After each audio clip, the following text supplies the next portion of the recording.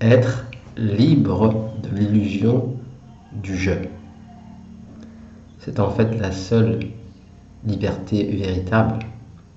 Toutes les libertés que j'expérimente en tant qu'individualité, un je séparé, sont sujettes au changement, puisque le je vit dans l'espace-temps qui est forcément sujet au changement. Donc je dépend d'autres objets, d'autres personnes, et c'est pour ça que je est toujours en quête de quelque chose qui peut le compléter. Parce que je se sent séparé, se sent incomplet, donc je a besoin d'attention, d'amour, de succès, de tout ce qui pourrait lui faire sentir qu'il n'est pas seulement ça. Et les moments où on réussit à obtenir l'objet de nos désirs, à ce moment-là, alors l'illusion disparaît pendant un certain temps. Parce que l'objet du désir a rassasié le je qui, pour un moment, n'est plus là. Mais il revient, puisqu'il est dépendant du changement et des objets extérieurs. Il n'est pas seulement dépendant des objets extérieurs, mais aussi des objets que sont ses croyances, ses pensées, ses sensations, ses sentiments, ses émotions. Tout ce qui est expérimenté sur ce plan, le je est un sujet qui expérimente des objets. Le maintien dans cette cage, c'est comme une cage en fait, où on cherche désespérément à sortir. Mais en fait, le je ne peut pas en sortir puisqu'il en fait partie. Donc on essaye par toutes sortes de subterfuges. On nous dit, ben voilà, si tu réussis, tu fais des études, tu seras heureux. Si tu as une famille, si tu es riche, si tu es ceci, cela. Toujours par l'obtention de quelque chose à l'extérieur. C'est l'origine du désir.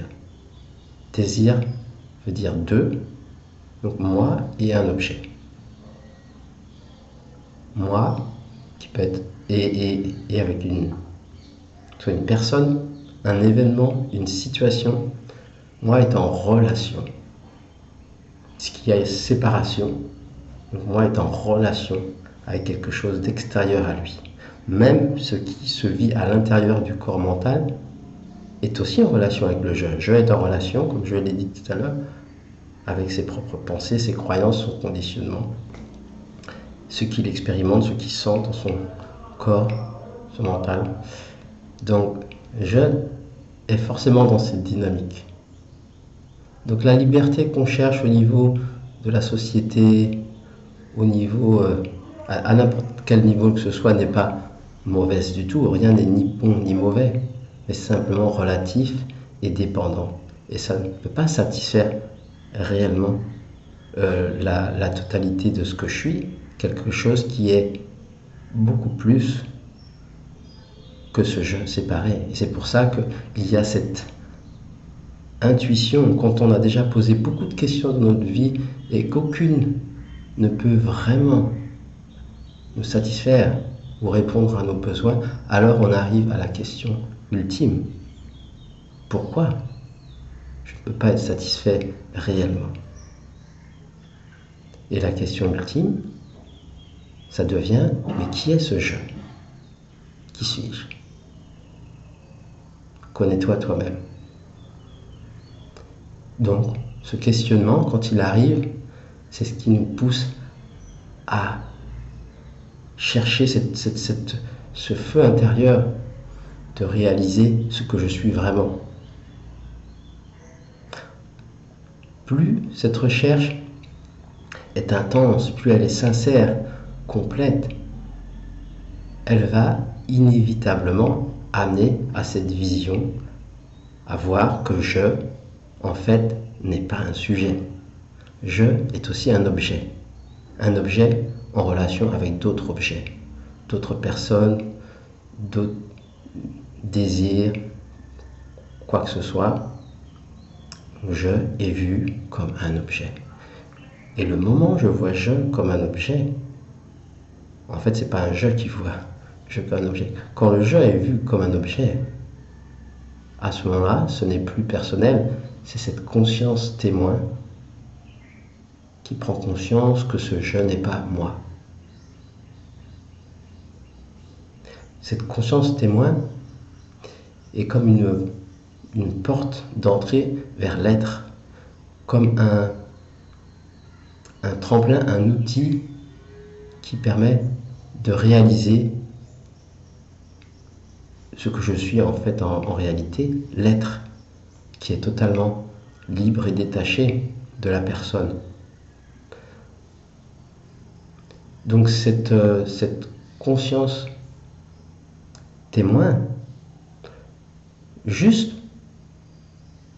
en étant établi dans cette conscience témoin de plus en plus, en voyant le je comme un prisonnier de sa relation avec tous les autres objets, les personnes et tous ses besoins autour de lui, plus cette prise de conscience va grandir,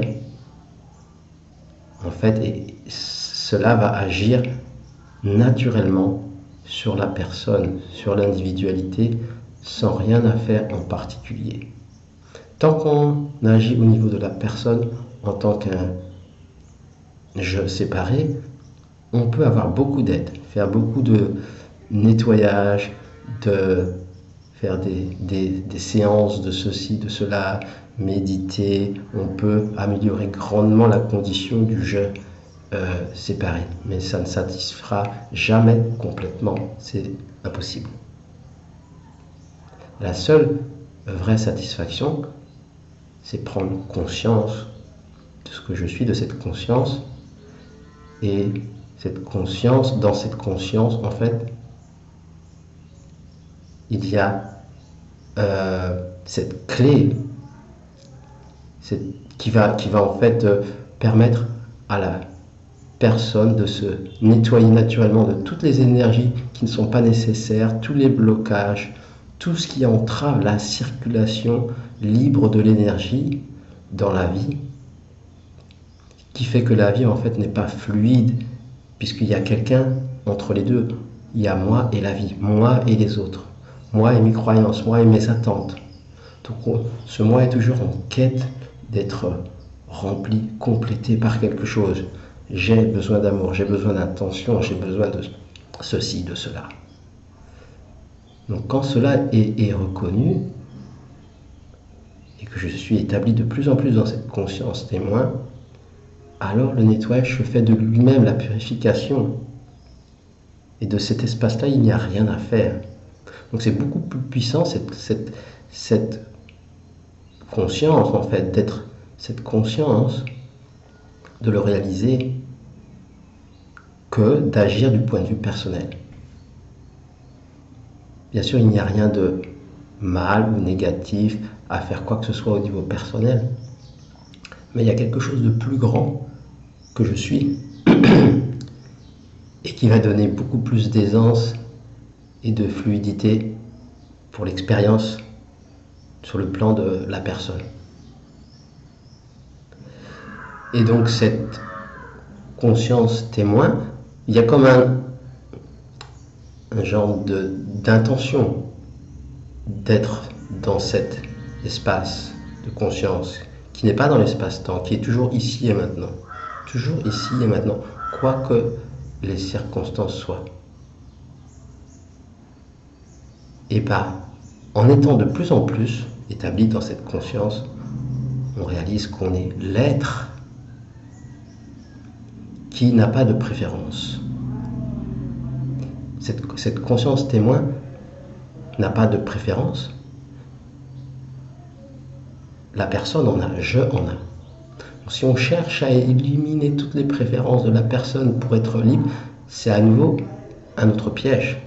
Donc il n'y a pas à annuler ou changer les préférences de la personne. Mais ce que je suis, cette conscience, est libre de préférences. Que la personne ait des préférences ou non. Donc c'est cette liberté en fait que je crois chercher, trouver à l'extérieur, en réalité n'est qu'une réflexion de cette liberté totale de l'être que je suis, et ça je le réalise quand la question devient intense, sincère, profonde, alors tout vient naturellement. Donc tout ça bien sûr ça dépend de chacun là où je me trouve dans ce moment. Donc chacun part de là où il est. On ne peut pas comparer avec d'autres. Donc c'est important que je garde mon attention sur d'où est-ce que j'en suis. Quelle conscience ai-je de tout ce qui a été dit maintenant? Donc il n'y a pas besoin de se juger, même s'il y a des pensées comme ça, de juste les regarder et de recevoir ce message et de mariner dans cette conscience et observer, apprendre à observer le je comme une entité qui est dépendante de l'extérieur et d'autres. Donc je peux faire tout ce qui peut aider à cela, ce qu'on appelle méditer, s'asseoir en faisant le calme à l'intérieur, en s'aidant par la respiration, par l'écoute impersonnelle, une écoute où il n'y a personne qui écoute, une respiration où il n'y a personne qui respire. Je parlerai dans d'autres vidéos de différents outils qu'on peut utiliser. Pour aujourd'hui, je vais terminer là. Si vous avez aimé la vidéo, vous pouvez aimer, liker, comme on dit, vous abonner à la chaîne française qui est une nouvelle chaîne qui a été créée il y a quelques années mais qui n'a jamais été exploitée. Voilà, je redémarre cette chaîne française. J'ai une chaîne en anglais sur laquelle j'ai mis beaucoup plus d'attention jusqu'à maintenant. Et là, je souhaite ouvrir cette connaissance avec le public francophone. Donc, merci beaucoup et à bientôt. Namasté.